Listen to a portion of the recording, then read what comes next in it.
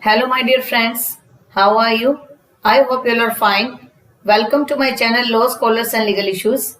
I am Advocate Vanita. I am presenting here again with another important topic that is related to CRPC. In the last previous class of CRPC, we have covered Section 144 and Internet blockade. With respect to the latest judgment of Jammu and Kashmir lockdown, in the judgment of Anuradha Bhasin versus Union of India, the various guidelines or various different aspects are discussed that are fallen under Section 144.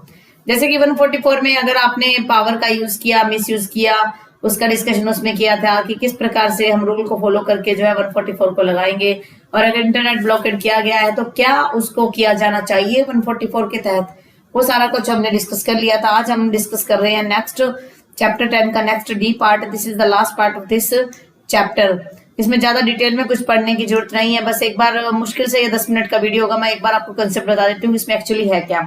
Procedure where dispute concerning land और what is likely to cause breach of. मान लीजिए गांव में जो land है, या मान लो कहीं भी लैंड है, या पानी का जैसे नाले वगैरह होते हैं, रिजर्वायर वगैरह होते हैं जहां से खेतों को पानी लगाया जाता है, अगर उस लैंड और वाटर के रिगार्डिंग कुछ डिस्प्यूट्स है जिसे ब्रीच ऑफ पीस होता है, उसके मामले में किस अथॉरिटी के पास पावर है और क्या वो एक्शन ले सकता है, वो सारा का कुछ हमने डिस्कस कर लेंगे.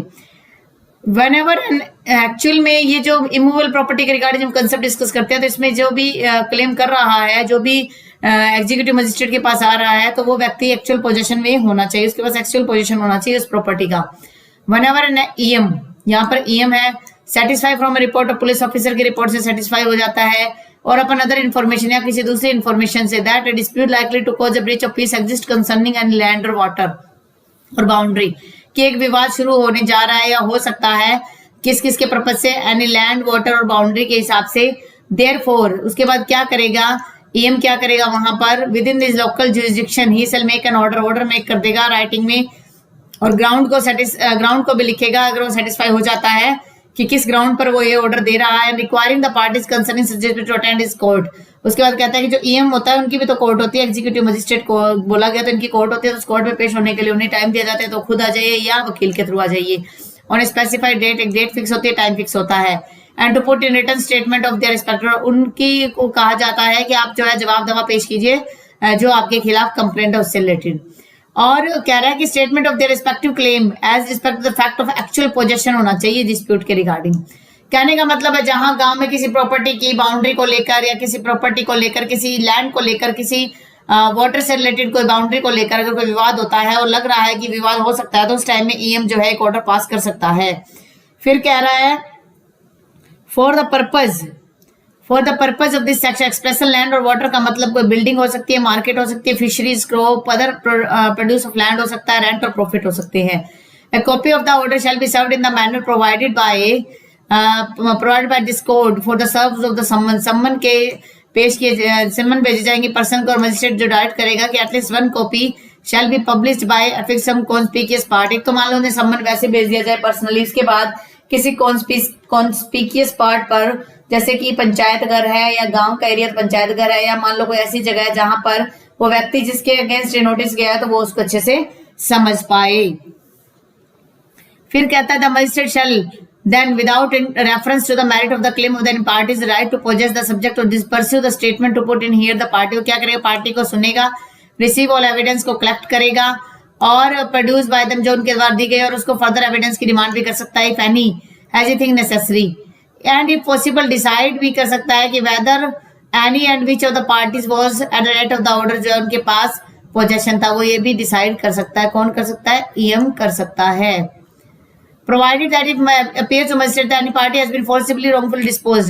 अगर मान लो wrongfully और forcibly ये लगता है मजिस्ट्रेट को कोई भी party has been forcibly or wrongfully disposed within 2 months next before the date on which the report of the police officer or other information is received, or after the date of before the date of the order under subsection, he may treat the party to disposed. तो वो उसको treat करेगा कि वो dispose party, and if the party has been in possession on the date of the order, तो ये possession की बात की विद इन 2 मंथ का यहाँ पर टाइम पीरियड दे दिया गया है जब नेक्स्ट डेट की बात आएगी. फिर कह रहा है कि nothing in section shall preclude any party to require to attend, किसी भी इस सेक्शन में ऐसा कुछ नहीं है जो पार्टी को प्रिक्लूड करता है, मना करता है कि वो अटेंड ना करे, और एनी अदर पर्सन जो है उसमें इंटरेस्टेड है वो वहां पर आकर उसे अटेंड कर सकता है। मजिस्ट्रेट का ऑर्डर जो है शैल बी फाइनल माना जाएगा।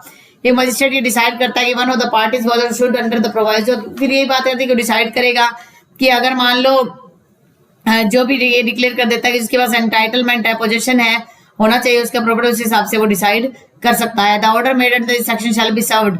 जो ऑर्डर है वो सर्व भी किया जाएगा और पब्लिश भी किया जाएगा सबसेक्शन 3 के हिसाब से।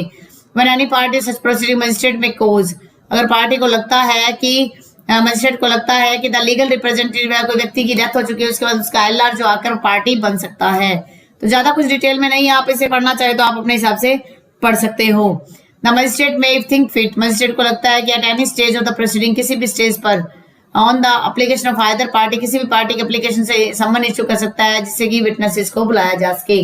Nothing in this section shall be deemed to be derogation the power of the magistrate under section 107। 107 में जो पावर्स थी मजिस्ट्रेट की, उस पावर से इस पे किसी प्रकार का जो है कोई भी इंफीरियर उसे नहीं माना जाएगा, वही पावर यहाँ पर अप्लाई होगी।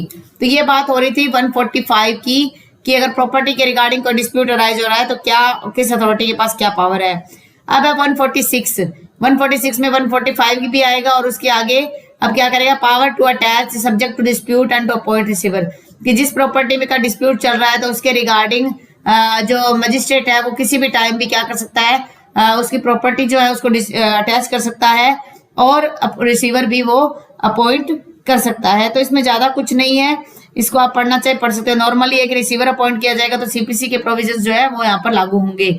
Next, dispute concerning right of use of land and water. मान लो कोई डिस्प्यूट ऐसा राइज हो गया जिसमें लैंड और वाटर के यूज के रिगार्डिंग कोई इश्यू राइज हो रहा है, तो इसमें क्या होगा, इसमें एग्जीक्यूटिव मजिस्ट्रेट सेटिस्फाई होगा पुलिस रिपोर्ट से, otherwise he shell make an order, ground के हिसाब से वो ऑर्डर दे सकता है उनके क्लेम के हिसाब से।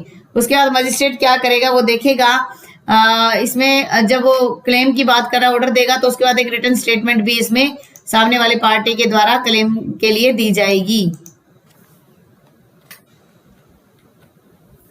तो इसमें एक बार पढ़ना चाहो तो पढ़ लेना है, बाकी इतना कुछ इंपॉर्टेंट है नहीं, बस हेडिंग इंपॉर्टेंट है कि क्या हो सकता है इसके अंदर। लैंड और वाटर का मतलब जो है सेक्शन 145 क्लॉज 2 में जो दिया गया था वो माना जाएगा। और इसके अंदर जो केस है वो प्राइमा फेसाई होना चाहिए। रिपोर्ट से लगता है प्राइमा फेसाई, ये लगता है कोर्ट को कि हाँ ऐसा कुछ एक्टिविटी है तो वो कोर्ट जो है वहां पर ऑर्डर दे सकता है। इसमें जो है थर्ड क्लॉज थोड़ा सा इंपॉर्टेंट है, उसको देख लीजिए। If it appears to such magistrate that such right exist, अगर मजिस्ट्रेट को लगता है कुछ राइट एग्जिस्ट कर रहा है, कुछ राइट्स बन रहे हैं, ही में make an order prohibiting any interference, तो क्या कहेगा, उस राइट में इंटरफेरेंस करने के लिए मना कर देगा। An order for the removal of any obstruction, और किसी प्रकार का जो रिमूवल है, ऑब्स्ट्रक्शन है, रुकावट, उसका रिमूव करवाने की कोशिश करेगा, करवा ही देगा। प्रोवाइडेड कहता है no such order shall be made where the right is exercisable all times of the year, such rights has been exercised within 3 month. 3 month का टाइम है, 3 मंथ के टाइम पीरियड के अंदर ही वो जो है अपने राइट्स को क्लेम कर सकता है। वन इन एनी प्रोसीडिंग, यानी कि जो ऑर्डर है ये 3 मंथ तक चलेगा, 3 मंथ तक जो दोनों पार्टी आकर अपना अपना पक्ष रख सकते हैं। One in any proceeding Cummins, जो ये जो प्रोसीडिंग है तो इसमें क्या करेगा मजिस्ट्रेट, क्या करेगा उसमें आफ्टर रिकॉर्डिंग रीजन जो है कोई भी उसमें डिसीजन दे सकता है। और one in any proceeding Cummins under subsection the magistrate find करता है, मजिस्ट्रेट को लगता है कि डिस्प्यूट जो है वो सेक्शन 145 के तहत डील होना चाहिए तो उसी हिसाब से ओरिजिन रिकॉर्ड करके उसके हिसाब से डील करेगा। नेक्स्ट है लोकल इंक्वायरी। सीआरपीसी में 2 प्रकार के कंसेप्ट है, one is local inquiry, second is local inspection. Local inspection जो 310 में है और जो मजिस्ट्रेट की जो वहां पर इंस्पेक्शन की बात करता है, डॉक्यूमेंट है या कुछ भी ऐसी चीज है थिंग्स उसको इंस्पेक्शन होगा, ये लोकल इंक्वायरी। यहाँ पर अगर लोकल इंक्वायरी लगता है कि जरूरी है 145 146 में 7 में district magistrate sub divisional magistrate क्या करेगा, डेप्यूट कर देगा मजिस्ट्रेट जो उससे सबऑर्डिनेट होगा कि इंक्वायरी के लिए, and may furnish him such written instructions, और को लिखित में उसे कुछ इंस्ट्रक्शन देगा कि वो इस हिसाब से जो इंक्वायरी करे और उसके जो है पेमेंट जो है पे की जाएगी। रिपोर्ट जो द पर्सन भी जो एविडेंस में उसे समझी जाएगी। When any cost have incurred by the party under section 145 46 47 में है तो उसमें जो है कॉस्ट जो है शैल बी पेड की जाएगी पासिंग डिसीजन में डायरेक्ट टू होम, जिसके पक्ष में वो डिसीजन आया है। तो इस प्रकार से जो डिसीजन है वो रीजनेबल होना चाहिए और एक्सपेंसेस जो है वो इनकर किए जाएंगे विटनेसेस के, और जैसे कोर्ट को ठीक लगेगा तो उसी हिसाब से कोर्ट जो है कॉस्ट के साथ साथ जो है इनकी पेमेंट का भी उसमें वर्णन करेगी और उनकी पेमेंट दिलवाने की भी बात कहेगी। तो ये तो था हमारा चैप्टर 10। तो इनके अगर टाइटल आप याद कर ले तो तब भी इंपॉर्टेंट हो जाता है। 144 हमारा इंपॉर्टेंट है, उसके रिलेटेड मैंने कंसल्ट आपको करवा दिया है। आई होप आपको आज का वीडियो अच्छा लगा। अगर आपको आज का वीडियो अच्छा लगा तो आप मेरे वीडियो को लाइक कीजिए। अगर आप मेरे चैनल पे न्यू और फर्स्ट टाइम इस वीडियो को देख रहे हो तो मैं आपसे रिक्वेस्ट करती हूँ आप मेरे चैनल को सब्सक्राइब कर लीजिए और बेल आइकन पर क्लिक कर दीजिए। अब आपको लगता होगा मैडम आप इतना फास्ट करवाते हो, देखिए फास्ट इसलिए करवा रही हूँ क्योंकि फास्ट को जब अपलोड किया जाता है उसके बाद आप उसे स्लो स्पीड में भी सुनना चाहें तो सुन सकते हैं, लेकिन अगर हम स्लोली काम करेंगे तो एक तो हमारा सिलेबस कवर नहीं हो पाएगा और एक हमारा जो लेक्चर है वो बहुत लेंथी बन जाता है, जिससे कि आपके पास इतना टाइम भी नहीं होता एग्जाम डेज में कि आप उसे अच्छे से सुन पाओ। कोरोना के इस पीरियड में आप अपने फैमिली मेंबर्स का, अपने नेबरहुड का ध्यान रखिए। Stay home, stay safe, stay healthy. Thank you for watching. Have a nice day.